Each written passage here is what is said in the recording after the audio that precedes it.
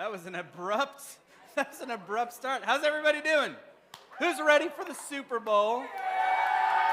Yeah? I've got to say, we're kind of getting a little spoiled because, like, the excitement is, like, I'm not as, like, on the edge as I have been in the last year. Slow clap from Deshaun. Nice. You're getting some now.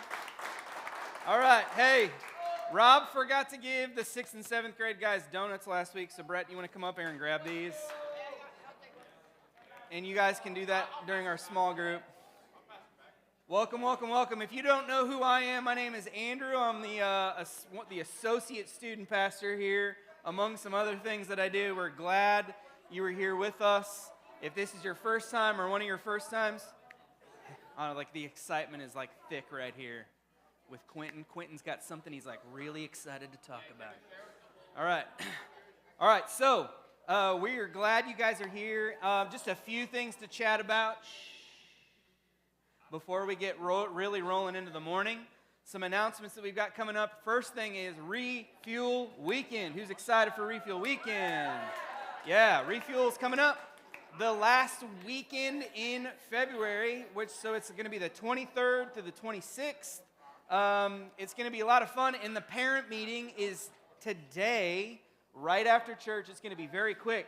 So if your parents are not aware that the Refuel parent meeting is today, they should know, but you may want to just send them a quick text to remind them, and then slide that phone back in your pocket because you don't need it the rest of the morning. So you can send them a reminder, hey, remember to come down to the core.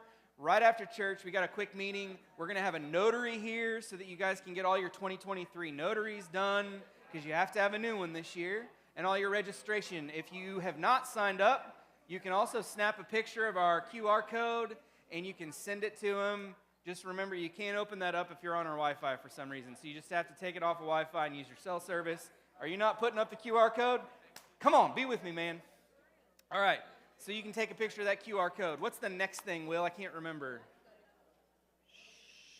Hey, we got a couple of concerts coming up, too, that we're going to go to as a group. March the 3rd, we're going to Winter Jam. It's at the T-Mobile Center downtown. It's $15, and it's like a 4-hour-long concert that's $15. You can't beat it. I can't even remember who all's there this year. We the Kingdom's going to be there. That's going to be fun. Ann Wilson's going to be there. Torrin Wells is going to be there again. It's going to be good. Then the second last one, a hush falls over the crowd.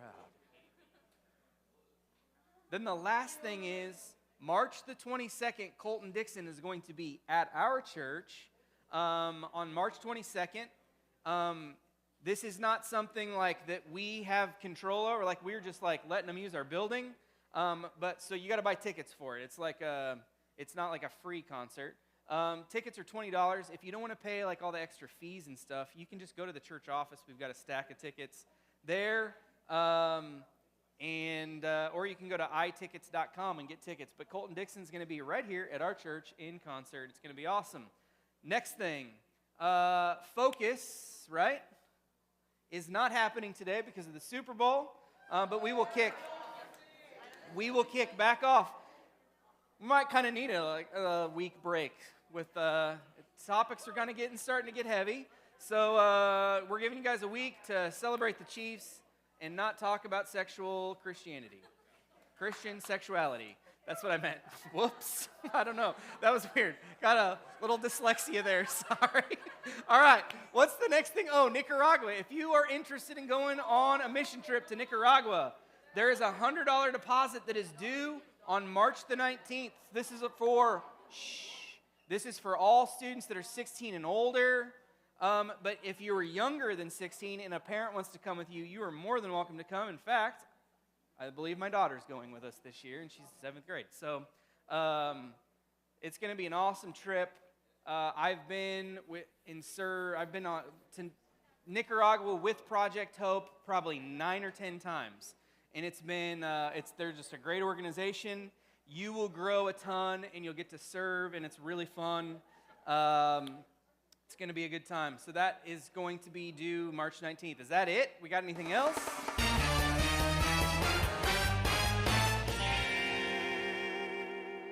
What do you got for us, Will? A clown held the door open for me yesterday. What a nice gesture. Oh. Good. Hey, we're in week 2. Nice, thank you, Will. We're in week 2 of our series. This is our final week we're calling Exclusive Drop. And maybe some of us in this room, this series has just been kind of looking at this idea of like maybe some of us have really tried on many different identities as you want to find the answer to who am I really? And we've just been talking about having an authentic and unique identity comes from knowing that everyone, including you, is created in the image of God. So we're going to do, that's kind of what we're diving into. Last week we talked about being able to express yourself uniquely while you stay true to who you really are. And this week we're just kind of talking about everyone is made in the image of God. It's going to be a really good week, but before we get into that lesson, we're going to play a quick Super Bowl themed game called Where's the Ball? Football edition. We've done a game like this before, so it's going to show a picture. You're going to have a number of different footballs to point at or to guess from which is the real football in the picture, not the photoshopped football.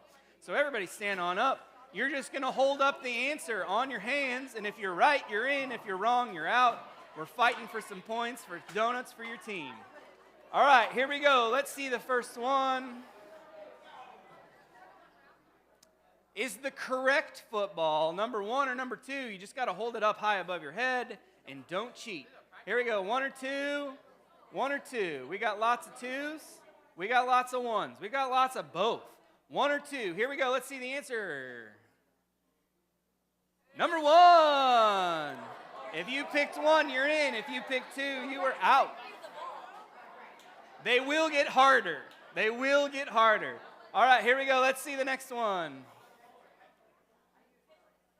Where's the ball? Number 1, 2, or 3? 1, 2, or 3. Hold it up above your head. 1, 2, or 3. All right. Let's see the answer.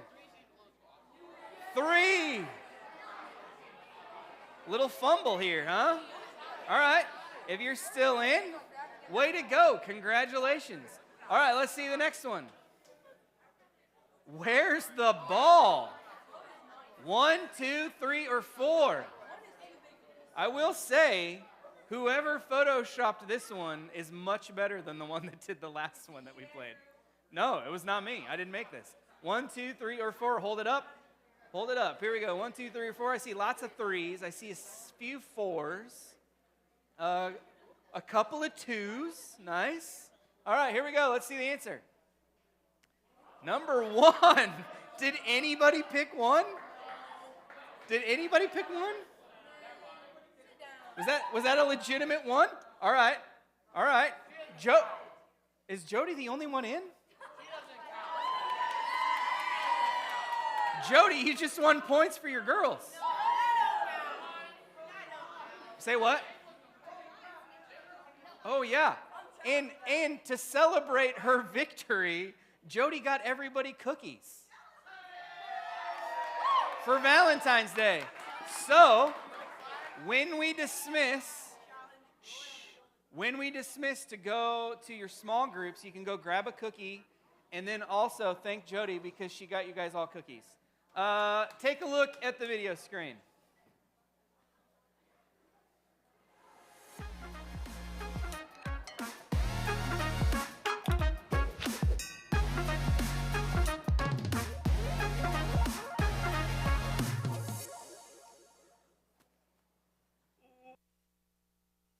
Sorry, I did not want to cough into the microphone.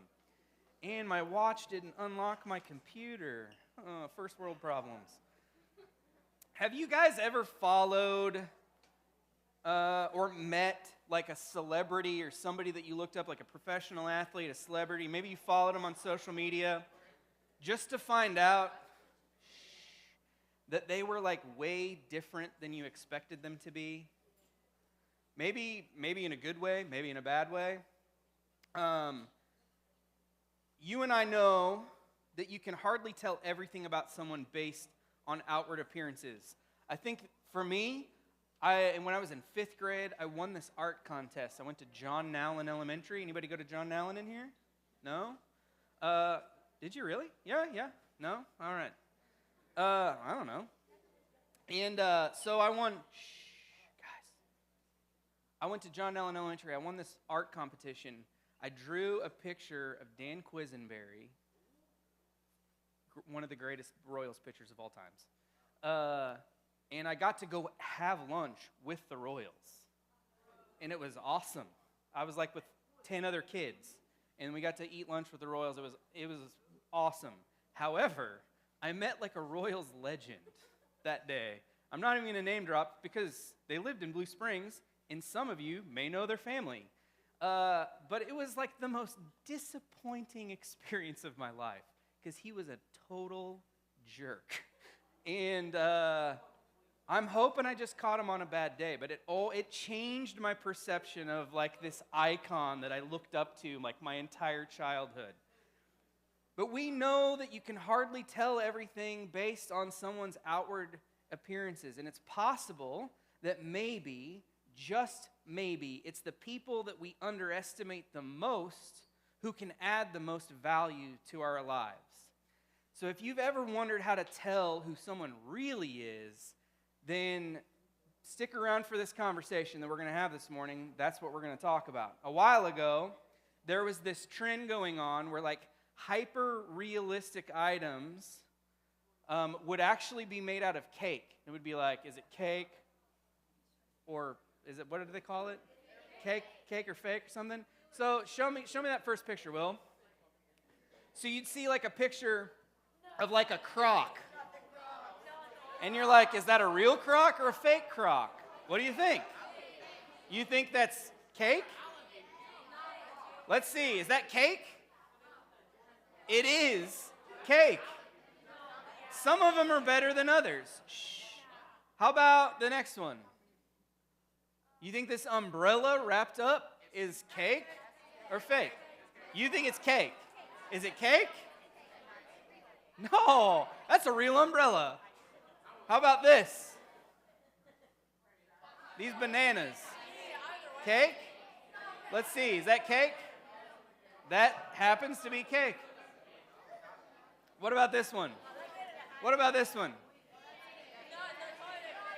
That toilet paper looks very legitimate. You think it's cake though? Let's see it. Yeah, there you go. So, at first glance, none of these things look like food really at all. Nothing about nothing about the way they look makes you just want to grab a fork or a spoon and just like dig in. But that's what makes them so intriguing to look at. Your eyes tell you one thing, but the reality is something totally different is underneath the surface of what you think is there. We can do this with food, but the truth is that we use what we see to draw conclusions about all sorts of different things. But maybe more than anything else, we do this with people too. In fact, studies show that it takes just 7 seconds to make a first impression. And you can be sure that a large part of that first impression is based on how someone looks, how someone carries themselves. It makes sense why we do this. Our brains like to categorize things. We like labels. The faster that we can put someone into a category or a group, the less work our brains have to do. And let's just be honest, our brains are just like us. They want to do the least amount of work possible. So slapping a label on someone as soon as we can is more than just a convenient thing to do. It saves us energy. There's this book called Thinking Fast and Slow by Daniel Kahneman. And I've got this little video. You got to read along. So it's an interactive video here. You got to read along. There's a couple things, but it's going to kind of talk about this scientific reality that I just kind of, so take a look at the video screen.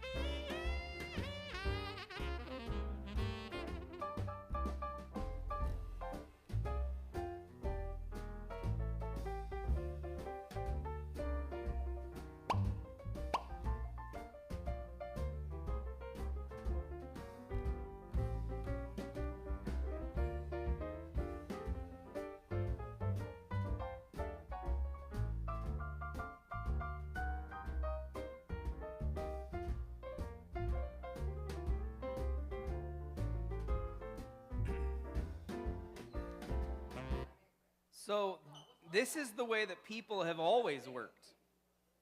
In fact, there's a story in the Old Testament that talks about this very thing.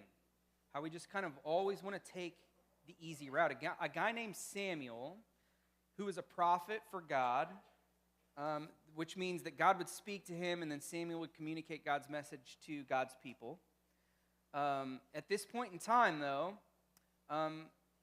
so he was a prophet for the Hebrew people. At this point in time that Samuel was a prophet, the Hebrews had just become their own sort of kingdom, and God wanted to be the Hebrews' king. God wanted to be their king. But there was just one problem. The Hebrew people didn't want to look like really weird and strange to the surrounding kingdoms that were around them. So they wanted a human flesh and blood king like all of the other kingdoms had. So a guy named Saul became their king. And Saul was great at first. He was great for a while, but it didn't take long before Saul started letting the title of king kind of go to his head. He quit representing God and leading the way that God wanted to. So God told Samuel that there was going to be a new king, and that Samuel was going to go find this king. The problem was, though, that God had not been very specific to Samuel about who this new king would be. He only told them really what family he would come from. So Samuel heads to that family. Happened to be Jesse's family. So he goes to Jesse's family to find the next king of Israel. And here's what happens. In 1 Samuel chapter 16, verse 6, it says, when they arrived, Samuel took one look at Eliab and thought, surely this is the Lord's anointed. In other words, Jesse's son Eliab looked like he could be a king. He looked like he had it all together. He looked strong enough, big enough, good-looking enough, like people wanted to get behind him. This son had to be the one that God wanted. But the author of Samuel says this in verse 7. Said, but the Lord said to him, can you go to verse 7, the next one? Yeah. But the Lord said to Samuel, don't judge by his appearance or his height, for I have rejected him. The Lord doesn't see things the way that you see them. People judge by outward appearance, but the Lord, go on to the next one, little, there you go, looks at the heart. But the Lord looks at the heart. The story goes on, and one by one, Jesse brings out his sons, all assuming that they had to be the next king. And over and over and over again, God tells Samuel, nope, not this one. Nope, not that one either. So the story sums up what all of us have experienced at one point or another. See, what we see makes us draw a conclusion that ends up being totally wrong. We size someone up or someone sizes us up, and we make assumptions that are way off because of what we see or what we don't see. Samuel did it. Jesse did it in this story, and they missed the things that God could see. The problem is that you and I do this all of the time. We make comparisons. We size each other up. We think that what we see or what we believe is the standard has to be the right thing. But the truth is, God's judgment, God's standard is the only one that matters, and God doesn't make quick assumptions about people. So when we look at ourselves and we look at someone else, we might see a world of difference, but what does God see? God's image in us and God's image in them is what he sees, which leads us to an even bigger kind of question. Let me explain that. So we might deny that we judge or look down on someone else or on someone, but there's one test that really reveals how we really see someone. And the test is this. Can you support and encourage someone that you do not get along with? Like, can you, in all sincerity, find something to hype up and celebrate about someone that you really consider different than you? Can you see the image of God in those people that you don't like? Like those people that annoy you? What about the people like What about people you feel like are less privileged than you? People who are more materially poor than you? People with different physical or cognitive abilities or capacities? How about, how do you see the image of God in them? Even more, let's flip that. When you see someone who has it way easier than you, who you think of as like less oppressed than yourself or having a more privileged life than you, does that make you angry or resentful toward them because they've just got it easier than you? Do you believe the image of God is there in the people that you dislike? That is a test. That's a test for you. That's where things get just a little bit more complicated here, right? It's hard to accept that someone who devalues others has any value themselves. It's easy to kind of write them off. It's hard to accept that someone who devalues others has any value themselves. How do you handle knowing that everyone is made in the image of God?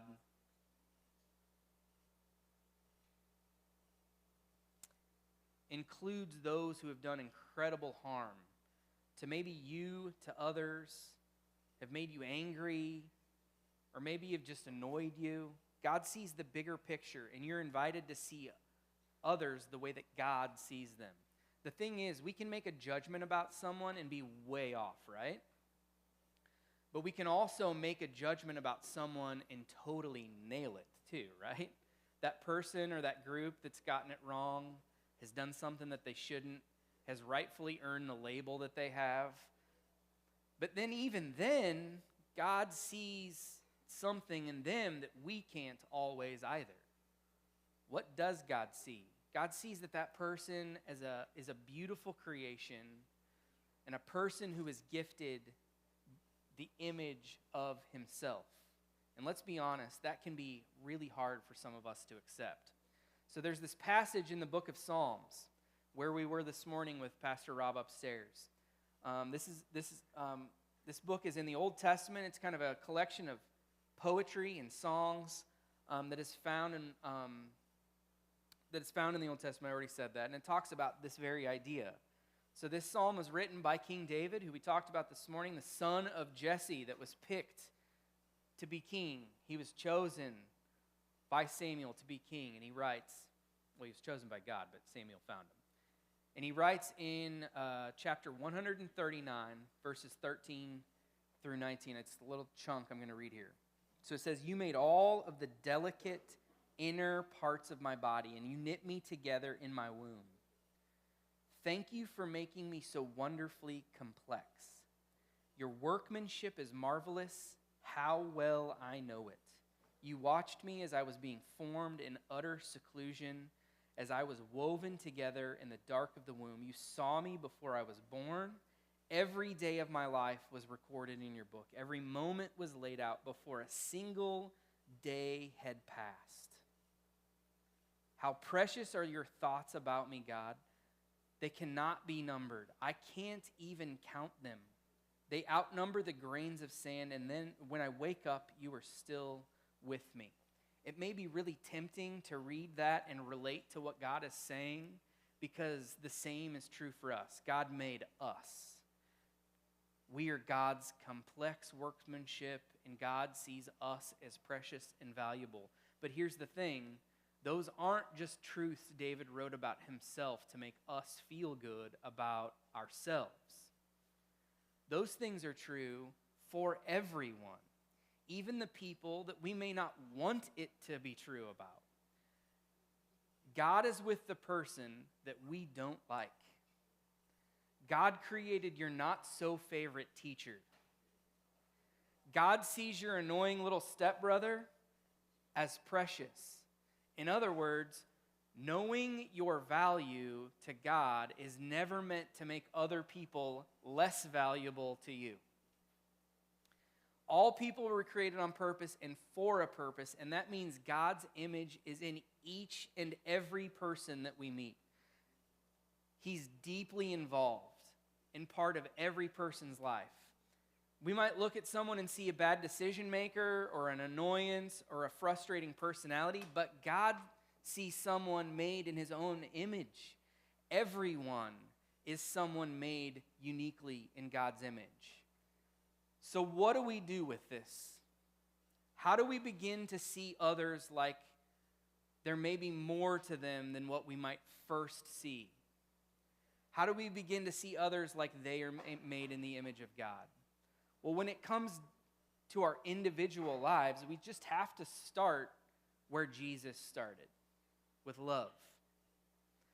Jesus tells us to love our neighbor. In these days, our neighbor can mean our actual neighbor next door or our global neighbor. We are so much more concerned now and connected now throughout the world than it's ever been before, which makes us seeing the image of God in others, no matter where they are in the world, easier to do. Not only is loving your neighbor something that Jesus asks us to do, it's something that Jesus knew would not only be good for our neighbor, but good for us. When we withhold love or withhold acknowledging God's image in someone else, we end up missing out on how big God really is. It shrinks our view of God. It limits our human experience together. And here are a couple of ways that we can do this really well. The first thing is to get to know your close by neighbors. This could be literal neighbors. This could be a desk neighbor in class. This could be a school neighbor that you don't talk to really much, that gets off at like 2 stops before you off the bus. How do we get to know them? Well, maybe start with just getting their name. I always love it when my middle daughter, Harper, she'll come home, like, be all excited about this new friend that she met in class, and we're like, awesome, what's their name? And she's like, I don't know. So get to know their name. Then strike up a conversation. Get to know, like, what's their family situation? What's their interests? What's their life experience? Maybe you can even start praying for them when you're praying by name.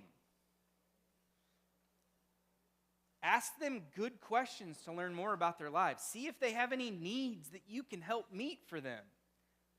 And then, crazy, I know, be really brave and open yourself up to having them help you meet some of your needs. Sometimes it's really easy to want to serve and help other people.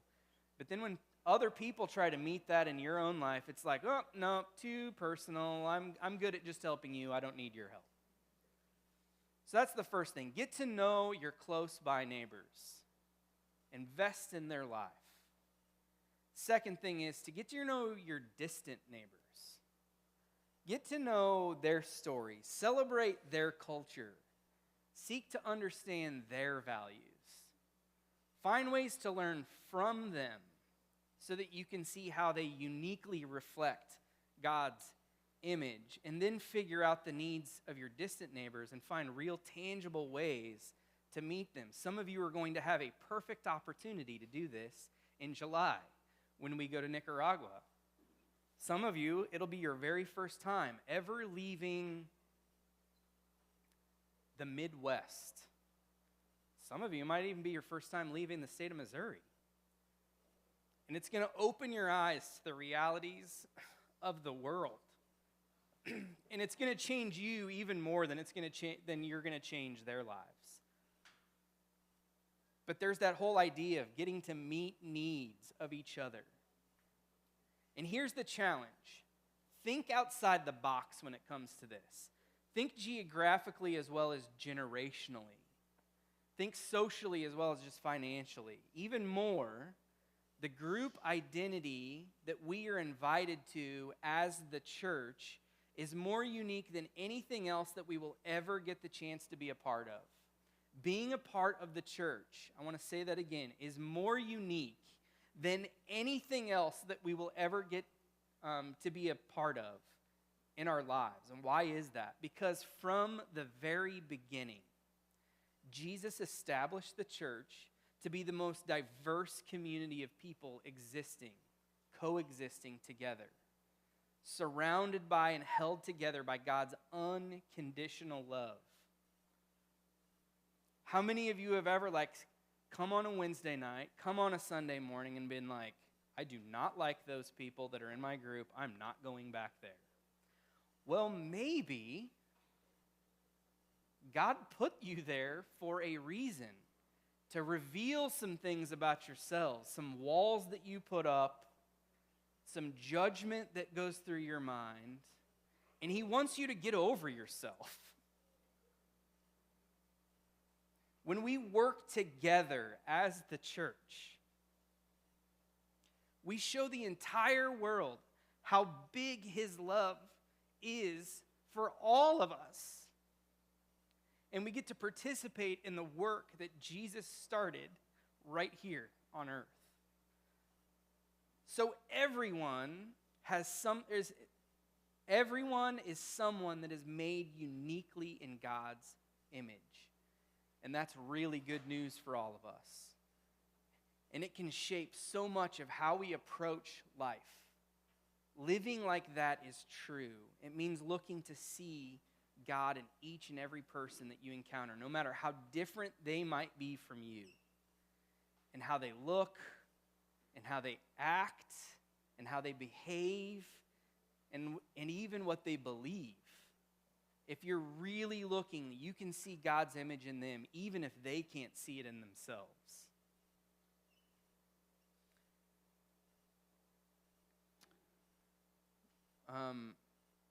So, as difficult as it might be to believe that this is true, imagine living as if it was true. Imagine what would happen in our community if we started to see God in each and every person in our community. We would be able to show others what a life following Jesus really could look like. You could be a living example of the kindness, the love, the patience that God offers, not just you, but offers your neighbor. Not only is that unexpected, but it's what makes us unique as followers of Jesus. So I want you to think about your response to this question when we head to small groups. Before you get your cookie. Maybe it's after you get your cookie and you're eating it while you're thinking about the response to this question. Who is someone that you have a hard time getting along with? Is there a way that you can see God's image in them? Pray with me.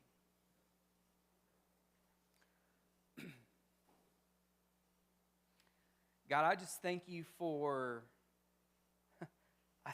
having patience with us. I thank you for creating in us an image of yourself. And God, I just pray that every student in this room, every leader in this room, can see the image of yourself in everyone, including ourselves, but especially outside of ourselves. It's easy to think about us. But God, I just pray that we can start looking and thinking about our neighbors and seeing how you created them, helping meet their needs, not just thinking about our own. God, I pray that we can get to know our neighbors. God, that we can see others as you see them. So, Father, I pray for our small group discussion tonight, or today, this morning. God, I pray for our leaders.